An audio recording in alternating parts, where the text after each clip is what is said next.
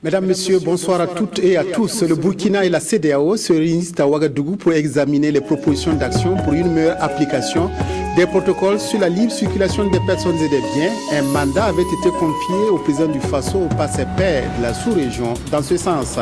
À Bobo Dioulasso, c'est la SECNA qui bat le rappel de ses troupes pour regarder toujours dans la même direction en dépit de quelques turbulences. Il s'agit de renforcer les capacités de l'équipe dirigeante. Le Mali et la Mauritanie font front commun contre le terrorisme en signant hier à Nouakchott un accord pour mutualiser leurs moyens et leurs capacités dans la lutte contre les mouvements et groupes terroristes. Réunion à Ouagadougou donc des experts de la CEDEAO et du Burkina pour examiner des propositions d'action en faveur de la libre circulation des personnes et des biens dans l'espace CEDEAO. En juillet dernier, le président du Faso avait été mandaté par ses pairs pour le suivi des protocoles sur la libre circulation des personnes et des biens et le droit de résidence et d'établissement. 6 mois après, où en est-on? C'est à cette interrogation et à bien d'autres que la rencontre de Ouagadougou va tenter d'apporter des réponses. Jacques Lamissa Tarapaga. La libre circulation des personnes et des biens, le droit de résidence et d'établissement dans l'espace CEDEAO font partie des missions de suivi confiées au président du Faso par la conférence des chefs d'État de la communauté l'année dernière. Et cette rencontre à Ouagadougou entend accompagner le président Blaise Compaoré dans la mise en œuvre des protocoles en la matière. Ce mandat confié au président du Faso est le témoignage éloquent de la très grande marque de confiance que lui vouent ses pairs de la CEDEAO. C'est aussi la certitude qu'ont les chefs d'État que ce chantier relatif au respect des protocoles et règlements sur la libre circulation des personnes et des biens connaîtra une nouvelle impulsion sous sa gouvernance. La rencontre bipartite Burkina Faso-Commission de la CEDEAO regroupe l'ensemble des acteurs, notamment les experts, les industriels et les organisations professionnelles d'exploitateurs dans la recherche des voies et des moyens. Les départements ministériels et les autres partenaires concernés par la libre circulation des personnes et des biens ont identifié un ensemble d'actions à mener au plan national et sous-régional pour éliminer les obstacles à la libre circulation des personnes, le droit de résidence et d'établissement dans l'espace CEDEAO. La présente rencontre va donc permettre aux experts du Burkina Faso et de la Commission de la CEDEAO d'examiner les propositions d'action formulées de part et d'autre pour assurer le succès du mandat du président du Faso et adopter une feuille de route des actions à mettre en œuvre dans le cadre du dit mandat. Le constat est que l'intégration sous-régionale a enregistré de faibles résultats. C'est ce qui a d'ailleurs amené les chefs d'État de la CEDEAO à placer leur confiance au président du Faso pour une mise en œuvre efficace du protocole sur la libre circulation des personnes et des biens, le droit de résidence et d'établissement dans l'espace. Au terme de leur première journée de travail, les participants à la rencontre sur le mandat du président du Faso relatif à la mise en œuvre des protocoles sur la libre circulation des personnes et des biens dans la CEDEAO ont été reçus cet après-midi en audience par Blaise Compaoré, conduite par le président de la commission de la CEDEAO, Kadri Désiré Ouédraogo. La délégation est allée faire le point de ses travaux au président du Faso et recueillir ses orientations pour la suite des discussions. Kadri Désiré Ouédraogo, interrogé par Estelle Judith Assorba. Nous avons saisi cette occasion pour renouveler la gratitude de la CEDEAO au président du Faso et au Burkina Faso pour leur contribution importante aux efforts de maintien de la paix et de la sécurité dans notre pays. Et le fait que le président du Faso ait accepté cette mission additionnelle concernant la libre circulation des personnes et des biens est pour nous un signe d'attachement, de son attachement à la CEDEAO, et nous lui avons exprimé notre gratitude. Nous sommes venus tenir une réunion de concertation avec le ministère des Affaires étrangères du Burkina Faso, élargie à tous les acteurs burkinabés de la scène de la libre circulation des personnes et des biens, pour voir l'état des lieux de la mise en œuvre des différents protocoles dans tous les pays de la CEDEAO et proposer les voies et moyens d'obtenir une application réelle, totale et rapide de tous les protocoles et instruments sur la libre circulation des personnes et des biens. Parce que vous n'ignorez pas que sans libre circulation des personnes et des biens, il n'y a pas de marché commun, il n'y a pas d'union, il n'y a pas de communauté d'intégration tout court. C'est dire que ces protocoles sont au cœur de notre processus d'intégration. Et c'est la raison pour laquelle les chefs d'État ont souhaité que des approches novatrices soient engagées pour que les citoyens de la CEDEAO sentent véritablement qu'ils ont le droit de se mouvoir, de s'établir et de travailler dans n'importe quel État membre de la CEDEAO sans aucune mesure discriminatoire. Quelques jours après la tenue de son premier congrès, l'Union pour la Renaissance Parti Sankariste, l'UNIRPS, a organisé à Bobo-Dioulasso une conférence de presse. La situation politique nationale a dominé les échanges avec les journalistes, notamment la question de la mise en place du Sénat et la révision de l'article 37. L'UNIRPS a indiqué une nouvelle fois son opposition à la mise en place de la deuxième chambre et à toute révision constitutionnelle donnant un nouveau mandat au président du Faso. Précision à Bobo-Dioulasso, Romain Ki. Face à des voix qui s'élèvent de plus en plus en faveur de la révision de l'article 37 pour permettre à Blaise Compaoré de se représenter aux élections présidentielles prochaines, l'Union pour la Renaissance Parti Sankariste UNIRPS met en garde le parti au pouvoir pour une éventuelle modification de l'article 37 et de la mise en place du Sénat. Pour Maître Beniwende Sankara, quand on prône la paix, on ne doit pas s'attaquer aux fondamentaux de la paix. Cette énième tentative de tripatouiller la Constitution rencontre une farouche résistance des masses populaires sous la conduite des partis politiques de l'opposition affiliés au chef de file de l'opposition politique. Notre parti, l'UNIRPS, en tant que parti révolutionnaire et progressiste, est profondément impliqué dans le combat pour la démocratie et pour la liberté. Aux tripatouilleurs de la Constitution et aux antidémocrates, aux impérialistes et aux valets locaux, nous disons ceci. Le prix de la liberté est élevé. Les révolutionnaires l'ont toujours payé. En tout cas, une chose est sûre pour l'UNIRPS, la modification de l'article 37 va rencontrer la ferme détermination de l'opposition et de la société civile à empêcher sa mise en œuvre. Toujours pour ce même combat, une journée nationale de protestation est prévue pour se tenir le 18 janvier 2014, a affirmé Beniwende Sankara lors de ce point de presse.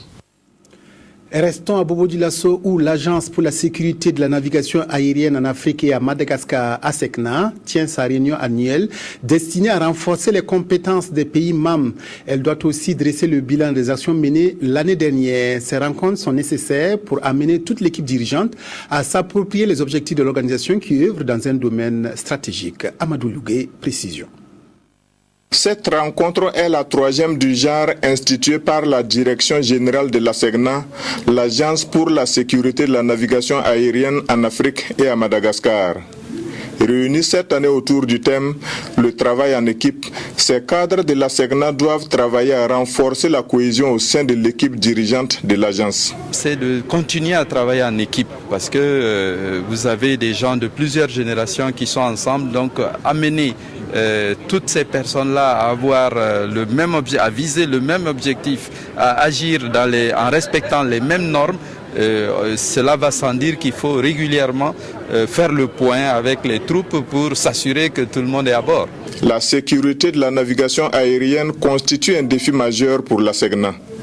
Et cette réunion de 48 heures est également le lieu de faire le point sur les difficultés et les acquis enregistrés dans la gestion du trafic aérien au cours de l'année 2013. C'est 16 millions de kilomètres carrés. Pour vous faire une idée, ça fait 1,5 fois la taille de l'Europe que nous gérons dans le continent africain depuis l'océan Atlantique jusqu'à l'océan Indien.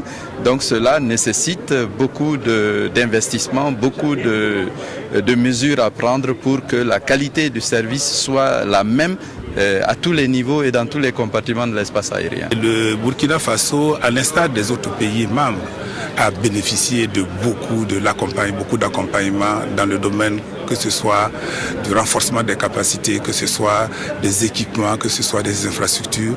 Selon l'agence, le continent africain va connaître au cours des prochaines années un accroissement sensible de son trafic aérien. Et pour faire face à cette évolution, elle envisage d'installer à court terme des radars de surveillance dans 11 centres opérationnels dont Ouagadougou. L'ambition, c'est de faire de l'espace aérien de l'ASECNA une zone de navigation plus sécurisée et conforme aux normes édictées par l'Organisation de l'aviation civile internationale. Lancement vendredi dernier à Bobo Dioulasso du projet de valorisation du souchet ou le pois sucré. Ce projet a une durée de 3 ans et est financé par le budget de l'État. Il entre dans le cadre de la participation active à la recherche et à l'innovation pour le développement économique menée par le ministère de la Recherche scientifique et de l'innovation. Adi Sandamba, reportage. Autrefois destiné à l'autoconsommation, le souchet connu sous le nom de Tiogon est aujourd'hui un tubercule prisé pour sa teneur en huile. Il entre aussi dans la composition de nombreux produits alimentaires et cosmétiques. Sa culture participe ainsi à la lutte contre la pauvreté, d'où la valorisation de son exploitation via la transformation industrielle. C'est dans cette optique donc qu'a été mis en place le projet valorisation des souchets au Burkina Faso. Ce projet aujourd'hui répond à un souci du ministère de la Recherche scientifique et de l'innovation qui a initié en réalité une stratégie nationale de valorisation des technologies, des innovations et des inventions. Et l'un des éléments de cette stratégie consiste justement à la valorisation des produits locaux. Et parmi ces produits locaux, nous en avons identifié 6, dont le souchet. Réunis à Bobo Dioulasso, les différents acteurs de la filière se penchent sur l'apport du souchet à l'économie nationale. La disponibilité même des variétés performantes à haut rendement ne sont pas existantes. Les techniques culturelles même ne sont pas bien maîtrisées. Donc les producteurs seront peut-être formés pour améliorer toutes ces pratiques. Il en sera de même au niveau de la transformation. Donc, qu'est-ce qu'il faut faire? Il faut appuyer les transformateurs, les former, renforcer leurs capacités pour qu'ils puissent produire le lait de souchet qui puisse quand même se conserver et sans impact même sur la santé du consommateur. Au niveau, par exemple, de la commercialisation, comme c'est une filière qui est jeune, les acteurs sont peu organisés, donc on va les appuyer à mieux s'organiser. Pour cette phase pilote, le projet valorisation du souchet au Burkina Faso va durer 3 ans. Il est entièrement financé par l'État burkinabé qui entend ainsi promouvoir cette filière. Le souchet est cultivé principalement dans les régions des Cascades, des Hauts-Bassins et du Sud-Ouest. L'Institut supérieur privé des sciences et de technologie IST a lancé samedi dernier la série de soutenances qui sanctionne des années de formation en son sein. Au moins une centaine d'étudiants qui ont soumis leur rapport de stage ou leur mémoire de thèse auront à passer devant un jury qui appréciera leur travail. Notre équipe de reportage a assisté à la première soutenance qui avait pour thème le service radio. Reportage Claudine Bikaba. Après 2 ans de formation pour les techniciens supérieurs Bac+2 et 1 an pour les ingénieurs des travaux et la licence professionnelle Bac+3 dans plusieurs filières, suivi d'au moins 2 mois de stage dans différentes entreprises, une centaine d'étudiants de l'Institut supérieur privé de technologie IST ont soumis leurs rapports de stage et de mémoire à l'appréciation des différentes jurys constituées à cet effet. La cérémonie de lancement des soutenances a eu lieu ce 11 janvier. Il y a d'autres qui n'ont pas encore déposé leur rapport. Donc c'est un appel à ces étudiants-là donc à venir déposer leur rapport pour faire comme leurs camarades. Mais c'est aussi une façon d'informer l'opinion publique que des étudiants vont soutenir, ils vont se retrouver sur le marché de l'emploi. Ce sont des étudiants dont nous avons suivi la formation, assuré et veillé à ce que leur employabilité soit améliorée. Donc, c'est une invitation donc aux entreprises à profiter donc de ces compétences pour développer leurs affaires. Nous sommes soumis au système du CAMES, donc ce qui fait que cette connexion fait que nous sommes tenus justement d'avoir des documents de qualité. Blaise Abdoulaye Ouattara fait partie de ces étudiants qui ont défendu leurs travaux ce jour. Il dévoile le contenu de son mémoire. Moi, j'ai essayé de présenter ce système-là pour montrer un peu à la population que bon, ce n'est pas seulement en utilisant seulement un réseau Wi-Fi qu'on peut peut-être essayer de se protéger, mais plutôt à l'intérieur du serveur que je mets en place, on a un système ou un service qui me permet d'activer un certain nombre de protocoles. Et ces protocoles, c'est quoi? C'est-à-dire qu'on ne peut pas essayer de passer d'un service à un autre service sans une autorisation. Donc ça veut dire qu'on ne peut pas prendre des données d'un service à un autre service sans l'autorisation vraiment de l'administrateur. Créé en 2000, l'IST compte aujourd'hui plus de 600 étudiants et 4 de ces diplômes sont déjà reconnus par le CAMES. L'ambition de l'Institut, c'est de parvenir à la reconnaissance de 6 de ces diplômes en 2014. Le lycée municipal Rimvougré et la Fondation Touareg ont noué des relations de partenariat qui devraient se renforcer et être bénéfiques pour les deux parties. La fondation qui œuvre pour le bien-être de la fille a injecté plus de 8 millions de francs CFA dans ce lycée public pour venir en aide aux filles en situation difficile. La fondation a aussi équipé 5 salles en table-banc. Yolande Lompo. La phase 2 du projet OASEM-C de l'ONG Touareg est en marche et à travers la présente cérémonie qui scelle son partenariat avec le lycée municipal Rimvougré, ce sont en tout plus de 8 millions de francs CFA répartis sous forme de dons de vivres, de lampes solaires, de vélos et de tenues scolaires qui feront le bonheur d'une centaine de filles, dont 21 orphelines et 79 en situation difficile, mais aussi de tous les élèves de cet établissement public grâce à l'octroi de 120 tables-bancs. Ça nous permettra de mettre nos élèves dans les conditions de travail. Avant l'arrivée de ces tables-bancs, nos salles de classe sont surchargées à 4 ou 5 fois par table-banc. Et c'est pourquoi nous avons construit de nouvelles classes qui seront équipées par ces 120 tables-bancs que nous venons de recevoir. Je suis très heureuse d'avoir reçu ces dons. Et nous les filles orphelines et pauvres, nous ferons bon usage avec ces dons-là. Et nous leur promettons de bien travailler. En plus de ces multiples dons, ces filles bénéficieront gratuitement de la cantine scolaire et à partir de l'année prochaine, l'ONG Touareg prendra entièrement en charge leurs frais de scolarité jusqu'à la fin de leur cursus scolaire. Avec notre projet OASEM-C2, nous cherchons à donner des possibilités aux filles qui soient orphelines ou de familles démunies d'avancer dans leur éducation. Sans notre aide, il serait peut-être risqué qu'elles ne puissent pas poursuivre leurs éducations pour des raisons purement matérielles. Situé à Yamtenga, dans l'arrondissement numéro 11 de la ville de Ouagadougou, ce CEG créé en 1999 et érigé en lycée municipal en 2008 compte actuellement 14 salles de classe avec un effectif d'environ 1600 élèves.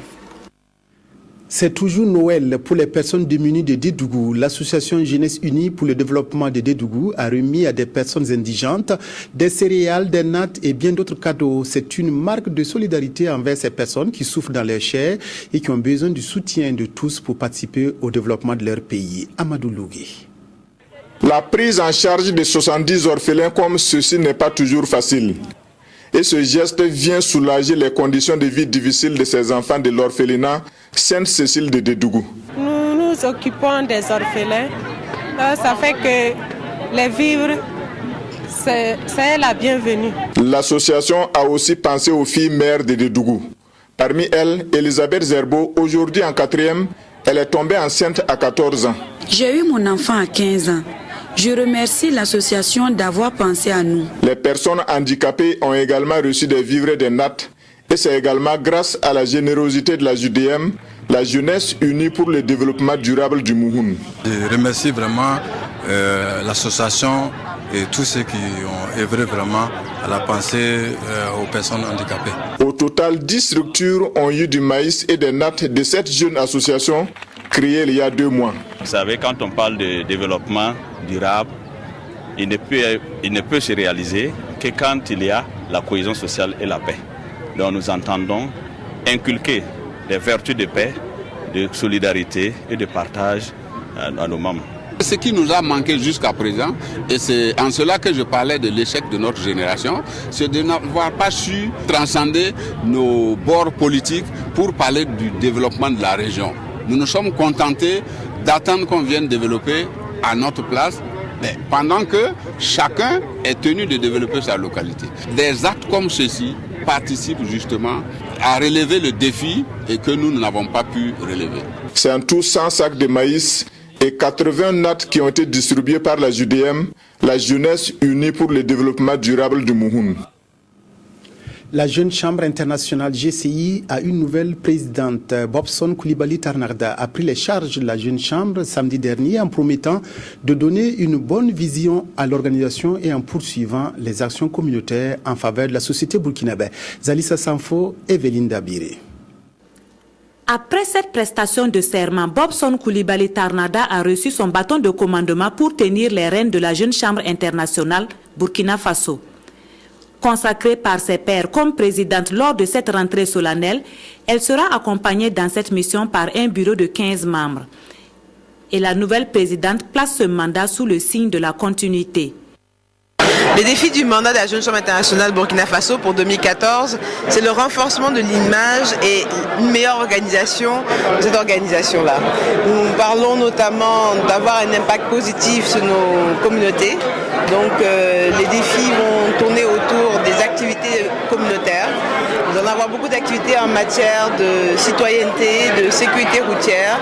Nous allons essayer de marquer, de placer la Jeune Chambre internationale sur l'échiquier national. La rentrée solennelle de la Jeune Chambre internationale marque aussi le début de ses activités. Les membres vont donc se pencher sur les grands axes des activités de 2014, activités qui vont tourner autour du thème « Entrepreneuriat et insertion des jeunes dans la vie professionnelle ». La Jeune Chambre internationale est une organisation de jeunes qui a pour ambition d'offrir des opportunités de développement aux jeunes. Une brève sportive pour boucler cette édition, c'est le Portugais du Real Madrid, Cristiano Ronaldo, qui a remporté ce soir le Ballon d'Or européen du meilleur joueur. Il dévance l'Argentin Lionel Messi et le Français Franck Ribéry. C'est la deuxième fois que Ronaldo est sacré meilleur joueur européen après 2008. Fin de cette édition, merci de l'avoir suivi. Bonne fête du Mouloud à tous les musulmans du Burkina. Excellente soirée à toutes et à tous.